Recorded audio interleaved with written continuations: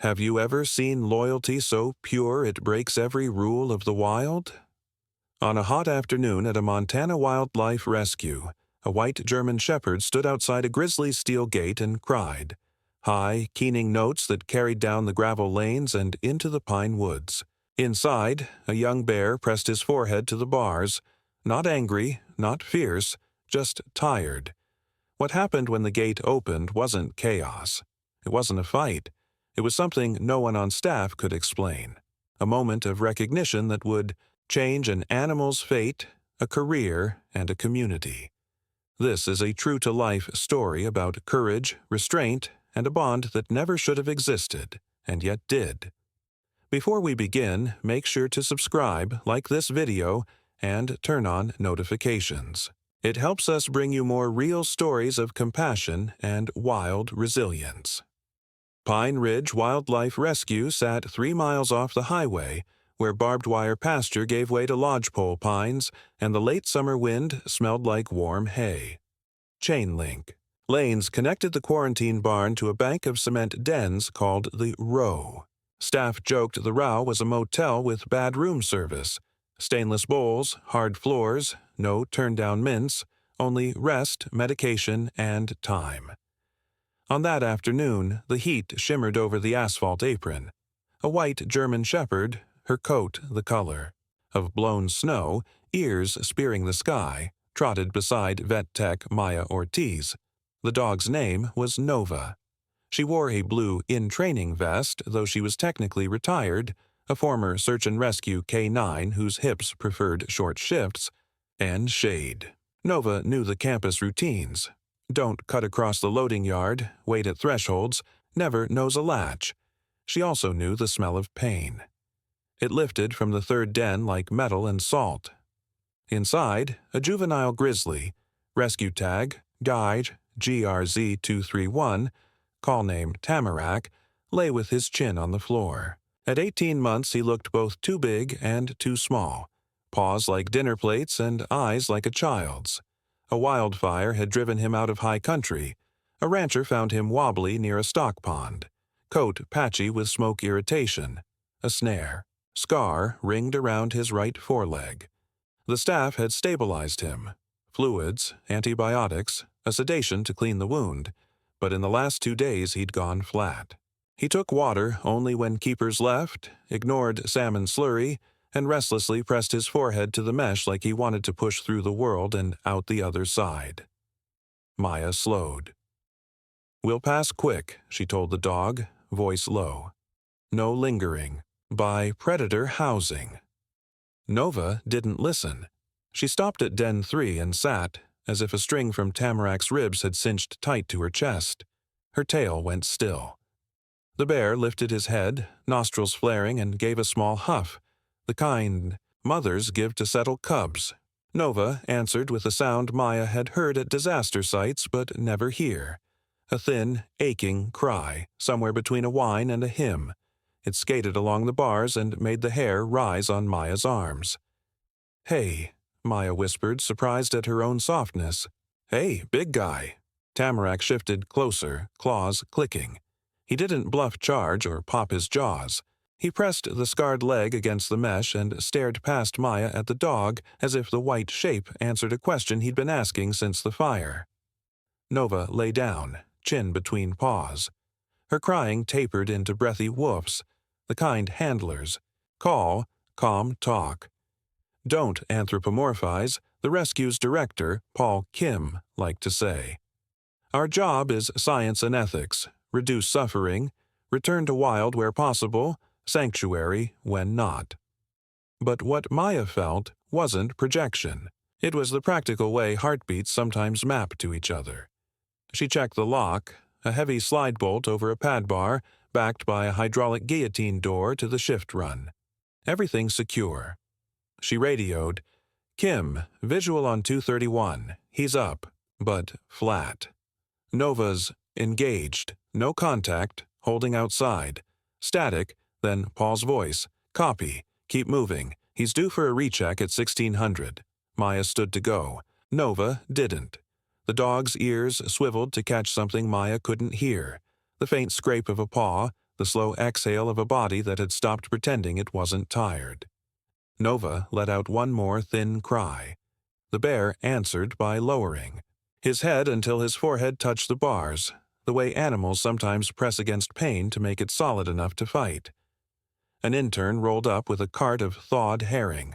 "He won't take it," she said, fatigued. "He turns away when he smells us." "Stage it and back out," Maya said, "lights down to blue, and leave the radio low." They did as protocol dictated. Place, withdraw, monitor. Tamarack didn't move. He watched. Nova through the gloom. The dog's tail thumped once, twice. Maya felt foolish and a little desperate. 5 minutes, she told herself. Then we go. They waited. Heat creaked the tin roof. The sprinklers hissed over the bison pasture beyond the pines. A magpie dropped to the fence, cocking its head as if to eavesdrop. In the den, the bear's breath lengthened. His shoulders unclenched. When Nova sighed, he sighed back, and between those two exhalations something shifted. A knot loosening. A bridge laid plank by plank across a space that shouldn't have held any bridge at all. "Okay," Maya said at last, blinking away a grid of emotion. "We're moving." Nova stood. She glanced once at the bear and followed Maya down the lane. Behind them, a stainless bowl scraped. The intern's eyes widened. "He's eating," she whispered as if sound might break it. He's eating." Maya didn't smile. Not yet. But her steps felt lighter. A white dog had cried outside a grizzly's cage and a tired bear had answered. The day, however, was not done with its tests. Pine Ridge ran on a tight braid of law and luck. Every gate wore 2 locks, every shift run had a fail-safe, every feeding was blind to minimize association with people. If you loved them, the protocol said without saying, you'll make sure they never love you back. By morning, the bear's chart showed small wins. 400 grams of herring gone, 1 bowel movement, hydration improving. The wound on the foreleg still raged angry red, but the swelling had edged down. Maya logged the data, dosed the antibiotics in gel caps, and set a schedule for a deeper wound flush under light sedation if he plateaued. "About yesterday," Paul said, catching her at the coffee urn. He was a calm man with winter eyes, the kind who could deliver hard news in a way that left a person standing. "Nova stays clear of predator housing from now on." Maya bristled. "She never crossed a threshold. I know. And I'm not assigning magical thinking to a dog. But donors, volunteers, word gets garbled. The internet loves a cross-species fairy tale. We don't. I wasn't filming." "But someone will," Paul said, nodding toward the interns. "Eyes on your lanes. We help bears by making them more bear, not less." Maya could have argued that Nova's crying mapped to Tamarack's calming, that behaviors recorded on the cameras looked like biofeedback. Instead, she nodded. The rules kept staff alive. They kept animals wild enough to leave. By noon, blue heat stacked over the valley. A storm warning bumped across the radio. Dry lightning, gusts up to 50. Power flickers would trip the backup. Generator. The facilities team walked the fence lines, squinting at weak branches ready to fall. In the row, Tamarack paced, ate another half tray, then pressed his forehead to the mesh the moment he heard footsteps. He ignored voices. He listened. For something else. At 3, a volunteer saw Maya clip Nova's leash at the rehab barn and shot her a look. Maya headed to the songbirds to keep her promise to Paul. Nova tugged once toward the predator lane, then settled to heel. Obedience masking insistence. The first thunder hit at 4:10, a flat slap over the ridge that made the ravens tuck their wings. Lights blinked, clicked back, then went dark. The generator coughed, caught, and the campus strobed to life in emergency mode. Red exit signs, dim aisle lighting, fans throttled low, facilities to all units, the radio snapped. Power stable on Jenny. Resetting panel for row A. Keep clear of. Shift doors while hydraulics sync. The warning mattered. Each den had a guillotine door connecting it to a concrete shift run, a hallway used to move animals to squeeze chutes for exams. Hydraulics held those doors open or shut. Power dips could leave them mid-travel. Maya grabbed a headlamp and jogged for row A anyway, leaving Nova in the office with a chew. When she reached Tamarac's den, a red LED on the door control winked uncertainly. The bear stood rigid, head high, ears pinned. He didn't fear outages, he feared uncertainty. He slammed a paw against the mesh, frustration, not aggression, then backed, sides heaving. "Easy," Maya murmured, though she knew words meant nothing now. "You're okay." The tech on duty, Brooke, knelt by the panel. Door shows closed, but the pressure sensors throwing a ghost. She slapped the casing. "We might need a manual reseat." "Let's hold him with presence, not procedure," Maya said softly. It sounded ridiculous the moment it left her mouth. Still, she dropped to a crouch. Outside the bars, kept her eyes averted, and breathed slow. The bear flicked a look, then returned to the crease where floor met wall, the place he'd chosen to make himself small. A gust rattled the corrugated roof.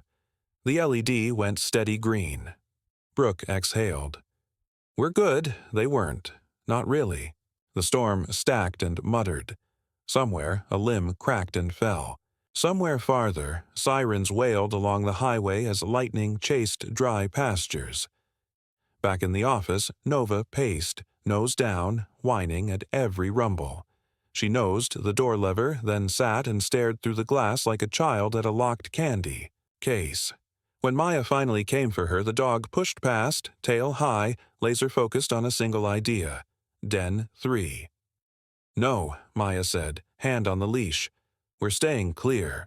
Nova leaned all her clean white weight into the command and cried, a thin thread of sound that braided with thunder until Maya couldn't tell which unsettled her more. She steadied herself with the rulebook in her head. She held the line. That night, Tamarack stopped eating again. Morning brought the clean smell after lightning. The air rinsed, the dust laid. Fallen twigs littered the asphalt like a child's pickup sticks. Volunteers raked, facilities logged another bent panel on the outer bison fence, and the med team found what they'd feared. The wound on Tamarack's leg had walled off and gone hot. He bore weight only to pace to the wall and back. He ignored fish, ignored berries, ignored the scent of venison broth. "Plan B," Paul said, voice clipped. "We flush under sedation and place a drain. We'll need the squeeze." Brooke set the schedule. Move him at 1400, dart if needed, no line-of-sight humans longer than necessary. Maya prepped the kit, antimicrobials, lidocaine, flush, sterile tubing, sutures, reversal agent. Her hands moved with the muscle memory of 100 procedures. Her chest did not. On her lunch break, she took Nova behind the admin building, away from eyes. "We're not doing fairy tales," she told the dog, scratching under one pale ear. "We're doing science with a side of heartbreak." Nova shoved her head into Maya's ribs and sighed. At 150, they staged, hallway clear, gates checked, backup generator fueled just in case. Tamarack paced tight figure eights, nose down, internal metronome stuck on a tempo called not safe. The team triggered the shift door. Hydraulics whined. The guillotine rose. The bear froze at the threshold. "Pressure him," Brooke asked, meaning voices, movement, anything to prompt. "Give him 30, Maya said, glancing at the camera. "Watch his ears." At 20 seconds, Tamarack put one paw on the run floor, then jerked back. His eyes cut past the people to the far gate, and then, unmistakably, to the lane beyond. To the white shape that was not there. Maya's jaw tightened. "We're not doing this with a dog." "Agreed," Paul said. "We do this by the book." They tried enticements. A smear of fish on the floor. The lights dimmed, soft radio static to mask human breath. Tamarack hovered, then retreated. He didn't panic. He refused. After 7 minutes, Paul gave the nod. Dart, Maya set the syringe, slid the dart into the rifle's breech, and lined up through the mesh at a quartering angle to avoid the wound leg. The thwip of the dart stole into the room like a rude whisper. The bear rocked, huffed, and slammed his paw against the concrete with a sound like a mallet. Maya winced. "Hold," she said. "Watch for ataxia." He sagged faster than expected, adrenaline burn followed by sudden slack. Within 5 minutes he lay in lateral recumbency, breaths deep and regular. The team moved, gate down, squeeze panel swung, exam table rolled, gloves snapped. They flushed the wound, pulled necrotic tissue, placed the drain, sutured neat. The numbers looked good. The bear looked smaller.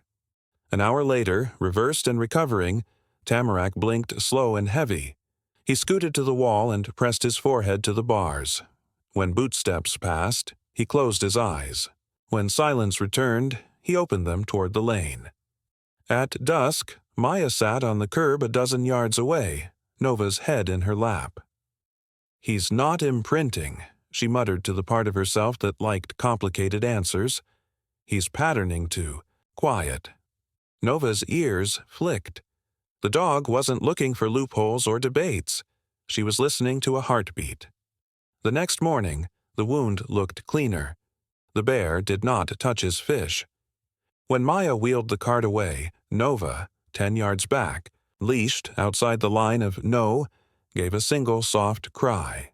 In the camera feed, Tamarack lifted, sniffed the metal seam where the shift door met the wall, and, almost grudgingly, ate 3 herring and half a pink slab. Maya let out a breath she didn't know she'd held. She didn't smile. The chart still scowled. But in the column marked notes, she wrote, "Responds to calm vocalizations. White dog audible at distance. Feeding improved." Brooke peered over her shoulder. "You'll get us all yelled at." "Then I'll take the yell," Maya said. "He needs a metronome that isn't fear."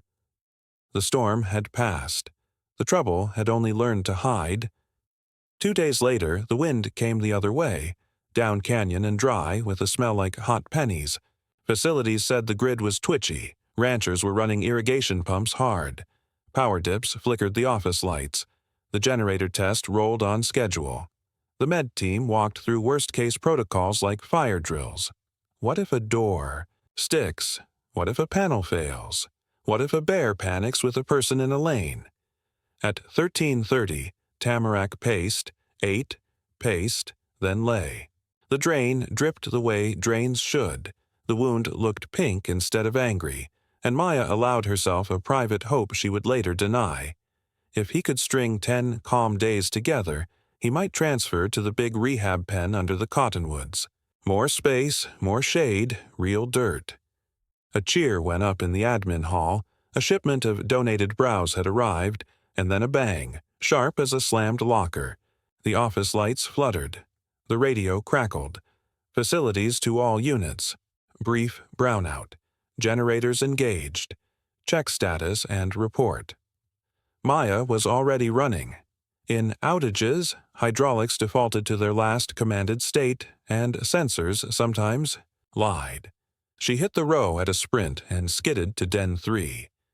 The guillotine door between Tamarack's den and the shift run sat 2 inches off the floor, neither up nor down. The panel LED winked amber like a warning eye. Behind the den, a service vestibule ran the length of the row, separated from animal space by diamond mesh. At the far end, the human side gate, meant for keepers moving feed carts, hung ajar. Someone, somewhere, had not pushed it until the latch clicked. The brownout jiggled the electric strike. The gate eased open on its spring. Maya's stomach went cold. The vestibule wasn't the bear's space, but it was closer than policy ever allowed a mistake to be. "Brooke," she shouted. "Manual drop on. 3. I've got the vestibule." She covered the distance in 12 long strides. The open gate wasn't wide, 2 feet maybe, but wide enough for a person, a cart, or a determined dog. Maya slammed it shut and jammed the secondary hasp through. The eyelet. Breath sawed her ribs. Behind her, Tamarack thumped the floor with his paw. Bang, bang, bang. A sound like a panicked drummer counting himself back into the song. The guillotine door squealed. Brooke cursed at the panel. Hydraulics aren't reading. I'm pulling the pin. Wait, Maya said, hand on the mesh to feel the bear's movement. He wasn't charging. He was stuck. From the office end of the lane came a flash of white. Nova, no! The dog had nosed the lever, shouldered the office door, and followed the line of Maya's scent the way she'd done 100 times in collapsed buildings and burned gyms. She slipped through the admin gate before Maya could stop her and trotted into the service vestibule, still separated from the bear by mesh, still on the human side, but now exactly where no dog should be. Nova froze when she saw the 2-inch gap at the bottom of the guillotine. A soft, strangled cry rose from her chest. She lay down, nose to the seam, and whuffed in the slow, rhythmic way of rescue dogs at voids. The bear went still. He lowered himself until his own nose met the line of light. He didn't claw. He didn't blow. He breathed with the dog, in and out, in and out, a duet through a crack. His paw, scar-ringed, fur grown back in black stubble, slid forward until his pads pressed the cool floor near Nova's paws. Their toes shared the seam of air. Brooke stared, wrench in her hand, then looked at Maya. Do it, Maya whispered, on my count. He's anchored. She moved the dart rifle into the crook of her shoulder, not to shoot, but to be ready if panic came. 3, 2, 1. Brooke yanked the release pin. The door thunked down, sealing the den. The panel light snapped green. The danger that had been waiting like a hawk in a cottonwood blinked and lifted. Nova stayed where she was. Breath, stilling into silence. Tamarack stayed too, head low, the fight drained out of his muscles as if a valve had opened. Only when Maya said, "Okay," in the voice handlers used to let a good dog off a difficult job did Nova stand and back away. The human gate was relatched and double-latched. The panel was field-tested twice. The emergency logged. The lecture, gentle but firm, would come later. For now, the room held nothing but a white dog's quiet, a tired bear's slow blinking, and the people who had seen something they would not soon forget. When the wrong gate opened, the right door. And 2 frightened bodies did, too. It took 30 minutes for anyone to remember the cameras. Facilities reviewed the outage, checked timestamps, and flagged an automatic clip. 32 seconds of vestibule footage. The door ajar, the flash of white, the dog lowering too, the crack, the bear-matching breath. No one meant to export it. Someone did. Maybe a vendor at the panel. Maybe an intern who didn't know where the public ended and a sanctuary began. By morning, the clip lived a dozen lives online. Dog comforts bear through gate, one headline glowed. When compassion crosses species, said another. Comments stacked. Crying emojis, prayer hands, angry notes about cages from people who had never patched a fence in January. Donations spiked. So did scrutiny. Paul called in all staff. "We did not stage this," he said, voice steady. A gate faulted, a dog moved, a bear calmed.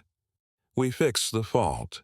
We will not repeat the circumstance. Our job is to get Tamarack back to wild, or to sanctuary, without teaching him anything about trusting people or dogs." A reporter called, a morning show called, a child sent a crayon drawing of a white dog touching noses with a brown bear under, a big yellow sun. A rancher mailed a note with $20 and one sentence. "I shoot bears that come for calves. I hope this one makes it where he belongs." Inside the row, life beat its ordinary complicated time. Tamarack ate. He slept. The drain did its quiet work. He pressed his forehead to the mesh less. When keepers walked, he paced enough to prove he was strong, then settled with a huff that sounded like resignation softening into patience. Maya folded the drawing and tucked it in her pocket. She printed 3 emails, one furious, one grateful, one from a mother who watched the clip with a son in a hospital bed and wrote that for 30 seconds he forgot his pain. Then she went to the dog. Nova didn't understand viral. She understood thresholds, leashes, and the physics of breath. She also understood that for the first time in 2 days, Maya's voice carried a threat of anxiety that no command could hide. "We're not going back in the lane," Maya said, clipping the leash. "We're walking past. That's it. If he hears you, and it helps him eat, good. But lines are lines." They walked. Tamarack lifted his head at the footfalls, but it was Nova's presence he tracked. The bright white blur reflected in the corner of his dark eye. He stood, sniffed the seam, then turned to the food tray and took a piece without theater, as if he'd stopped bargaining with fear. Nova didn't cry this time. She breathed normally, tail a small, satisfied metronome. That evening, the clip ran on the local news with a grainy chyron. The anchor used words like moving and unlikely friendship. Paul emailed the station, respectful, firm, corrective. "No friendship," he wrote, a moment of co-regulated calm across a safety barrier. "Our protocols exist because bears are bears." Still, even he stood a little longer at Den 3 at closing, watching a tired animal relax as a dog's footfalls faded down the lane. "We'll take the win," he said quietly. "We'll still mind the line." The next win came not as video but as numbers. Weight up 2 kilos, drain output halved, wound bed clean. The plan shifted to the move all of them wanted. Out of concrete into dirt. "Dawn, 2 days," Paul said. "No delays. If he balks at the shift, we wait. No pressure." Maya nodded, then added the part no one wrote on the board. "If the wind holds, if the generator doesn't burp, if luck is kind." The internet kept crying over a 30-second clip. The people in the row kept working for a 30-year outcome. A bear who feared just enough to survive. They staged the transfer at sunup when the air still held nights cool and the swallows traced blue scribbles over the yard. The big rehab pen under the cottonwoods looked like summer. Straw shoved into the den boxes, a barrel feeder hung from a chain, browsing logs staked for claws and teeth. Beyond the fence, the creek shouldered past rocks with the patient ambition of water going somewhere better. "Row A ready," Brooke radioed, breath already thin with nerves. "Panel shows green. Guillotine at 0. Shift run clear." "Rehab pen set," a keeper answered. "Outer gate secured. Inner guillotine on manual assist." "Remember," Paul said from the aisle, his voice for the team alone, "we are not hurrying a bear to do a human thing." Maya stood at the row's far end, Nova leashed and watching from a legal distance across the yard. Per policy, the dog would not be within auditory range of the transfer. Per reality, sound travels in ways rulebooks don't predict. "Dior," Brooks said, and the guillotine rose. Tamarack stepped to the threshold and paused. His ears flicked. Forward, then wide. He didn't quake. He calculated. The concrete run beyond smelled like bleach and bear and the dust of days. The air on Maya's skin felt tight, the way air feels when a big choice is about to tip. Then he did the simple, beautiful thing no one could make him do. He walked. In the shift run, he turned once, took the space with his eyes, and moved when the inner gate lifted. In the transport crate, baited only with shadow and the promise of out, he hesitated, sniffed, then set one big pad on the rubber mat, and then the next. The door slid shut behind him with a sound like a book closing. They ratchet-strapped, the crate to the flatbed.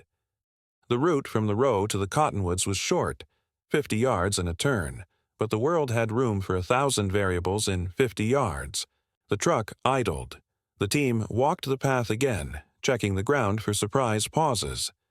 The morning smelled like damp straw and diesel and the yellow sweetness of cottonwood leaves heating in early light. "Go," Paul said, and the truck crawled. The pen, they backed the crate to the release chute. The inner guillotine was manual, a counterweight and a chain, and the outer fence thick with mesh. They checked lockpins out of habit, out of fear, out of love.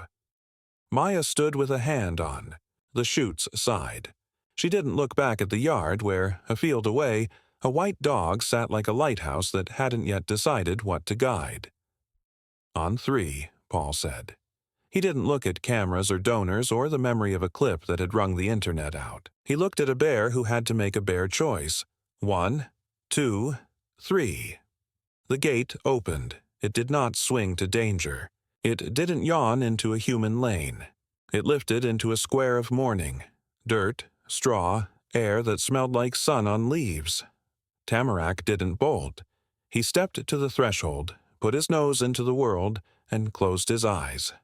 He stood that way, long enough for the people to feel foolish for their pounding hearts. Then he leaned his weight forward and let gravity have him. He touched dirt like a pilgrim kisses a threshold. He huffed, sneezed, shook, and rolled. He reared and rubbed his shoulders on a stump. He batted the hanging barrel, cursed it when it swung back, and then, blissfully, beautifully, ignored the humans entirely. Across the yard, Nova gave a single chuff. Tamarack's head tipped, not to the people but to the sound that had steadied. A heartbeat in concrete. He did not pace to the fence. He did not perform. He snorted, turned to the cottonwoods, and loped the perimeter like a king reclaiming a small, rightful kingdom. Maya's eyes burned. Brooke laughed the kind of laugh that comes out as a sob. Paul wiped his palm across his jaw and found it wet. The gate had opened, and nobody cried because a dog met a bear at a seam. They cried because a bear stepped into dirt and chose himself. The world moved on, as it does. The video dropped below the fold, replaced by a storm, a win, a loss. But Pine Ridge did not move on. It moved forward, the way any place does that measures victories in quiet numbers written in pencil. Tamarack learned the rehab pen's rhythms. He found the shade that stayed longest after noon, the log that rolled just enough to say, "Push harder," the creek's shallow tongue where minnows flashed. He learned to ignore the silhouettes that meant people moving outside the privacy fence and to zero his ears instead on hawks, on the whisper of deer on the far pasture, on the blunt, honest music of wind. Nova did not return to predator lanes. She walked songbirds, escorted tortoise crates, let schoolkids read the names on the donor wall while she pretended to care about squirrels. On nights when the generator hummed harder than usual, she slept with her chin on Maya's boot. Letters kept arriving. A man wrote that his mother had watched the clip in hospice and smiled. A 7th grader asked if dogs could be friends with bears. Maya wrote back, "Dogs can be steady near bears, and people can be steady for both. That steadiness is a kind of friendship the wild can tolerate." A biologist from Wyoming asked for the raw footage to study co-regulation in rehab settings.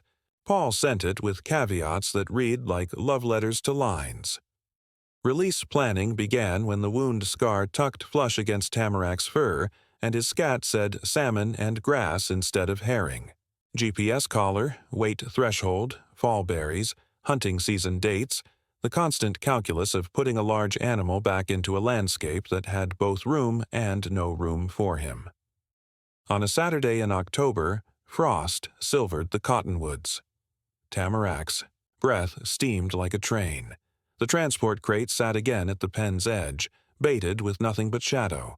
He stepped in the way an animal does who has learned how to pace himself. Not fast, not slow, simply willing to enter a temporary tunnel to reach more sky. At the trailhead 40 miles north, the creek braided into riffles under spruce. Officials parked their trucks where no one could stumble on a miracle and mistake it for a show. Paul checked the collar. Brooke stood at the gate. Maya put a hand on the crate and closed her eyes for one beat and then another. She did not think of a white dog. She thought of dirt under claws. On three, Paul said, because some liturgies matter. 1, 2, 3. The gate opened to leaves the color of honey. Tamarack stepped down, paused, and tasted the air.